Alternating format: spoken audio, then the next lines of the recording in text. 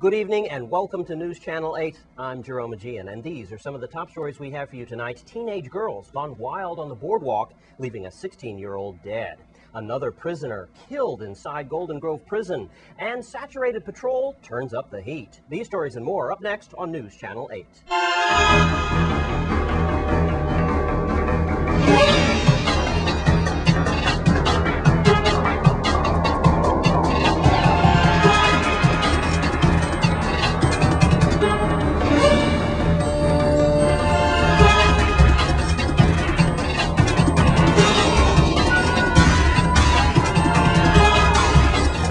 In our top story tonight, once again, it was a bloody and violent weekend for the island paradise we call St. Croix.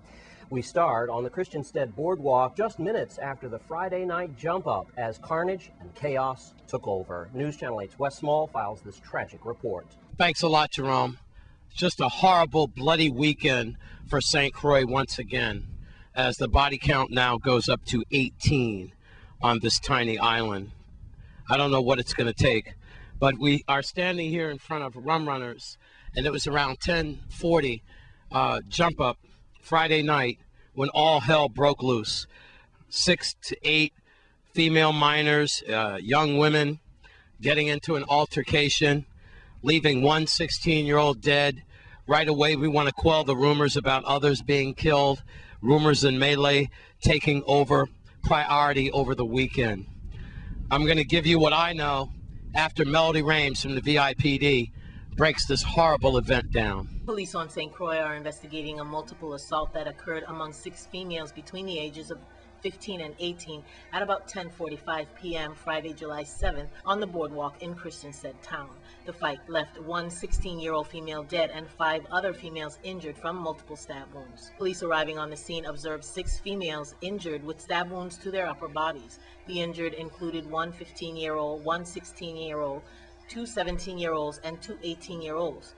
2 additional females, aged 16 and 17, who were uninjured, were taken into custody by Juvenile Bureau detectives and held at the Youth Rehabilitation Center, pending their appearance before a juvenile court. The investigation into this multiple assault is still ongoing, and officers continue to interview witnesses and other involved persons. St. Croix Chief of Police Christopher Howell was on saturated patrol Friday night with members of the Special Operations Bureau, including K-9 officers and the newly graduated police class. The officers encountered a large, unruly crowd at the scene. However, officers quickly gained and maintained control, working together as a team. Chief Howell said, "We were among the first officers on the scene."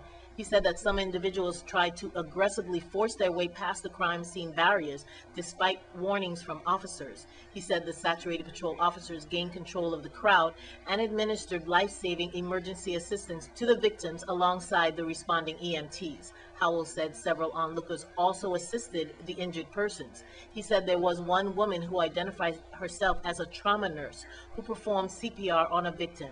Howell said he wanted to thank the woman who did not give her name. Chief Howell cautioned parents about leaving their minor children unaccompanied after curfew hours. He said this is the very reason that we enforce the curfew law, despite the opposition we get from both the parents and the community. The chief congratulated all the officers, the emergency responders, and citizens who assisted Friday night.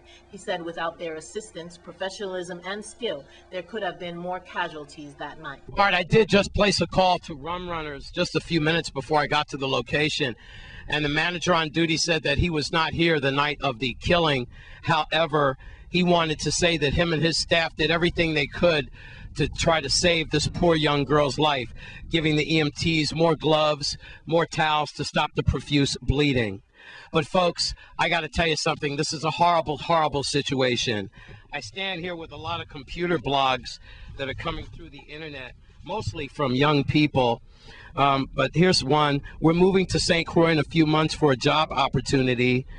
But this scares the hell out of me. Is it safe just to go to the grocery, the beach? Seems like when crime leaks into the general public, it's at night in the bar areas, but I'm afraid to go out in the daytime. We don't love each other anymore.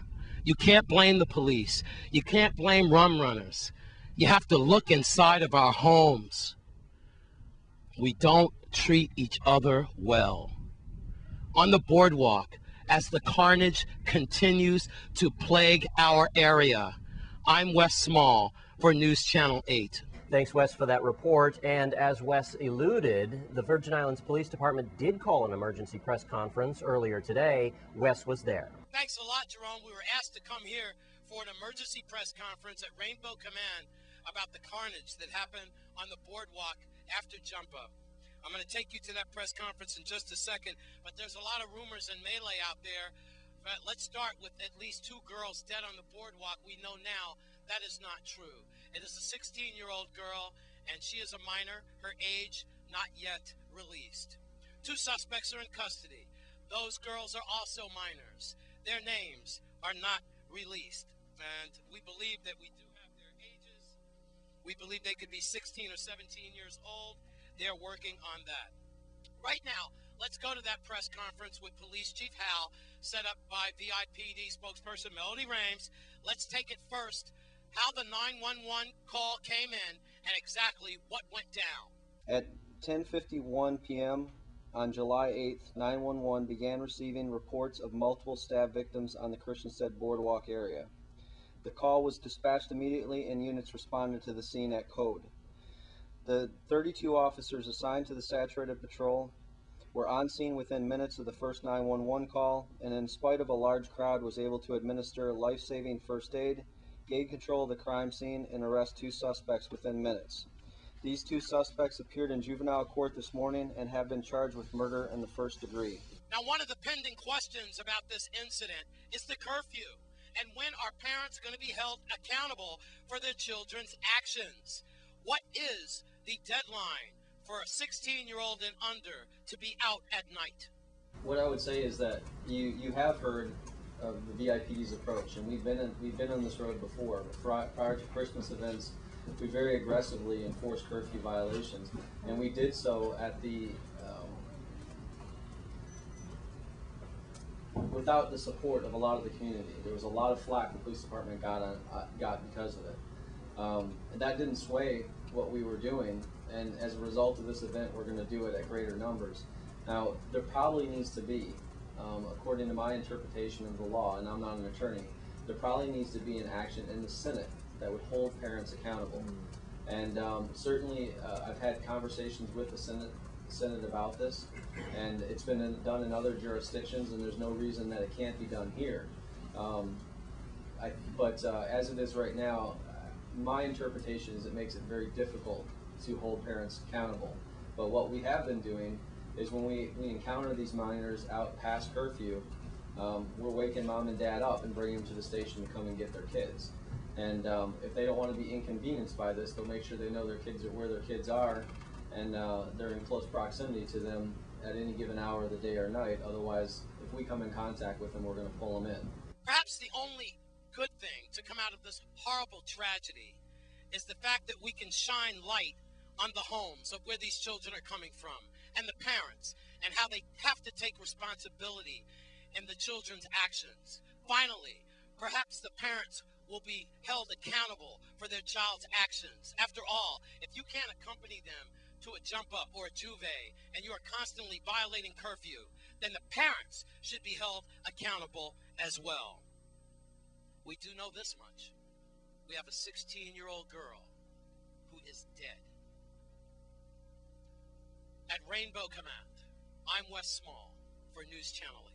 Thanks again for that report, Wes. And in other police news, the Virgin Islands Police Department's saturated patrol made at least 9 arrests over the weekend.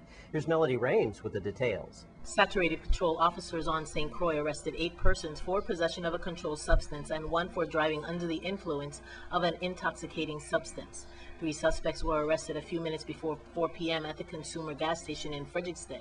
Renison Fingal Jr., age 29, of no fixed address, and Calvin D. Brown, a.k.a. Aishanti, of Estate Upper Love, were arrested and charged with possession of a controlled substance. They were each held on a $1,000 bail. Jason T. Rames, age 52, of Estate Grove Place, was arrested at Consumers Gas Station and charged with possession of a controlled substance with intent to distribute. His bail was set at $10,000.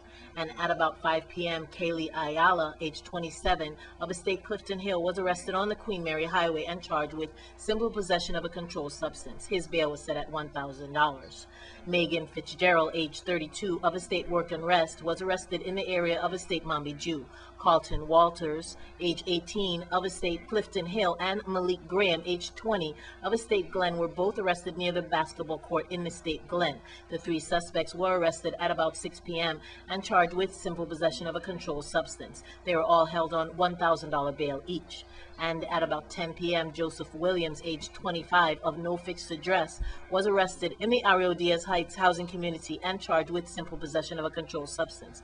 His bail was also set at $1,000. All the arrestees were remanded to the Golden Grove Adult Correctional Facility pending their advisor rights hearing.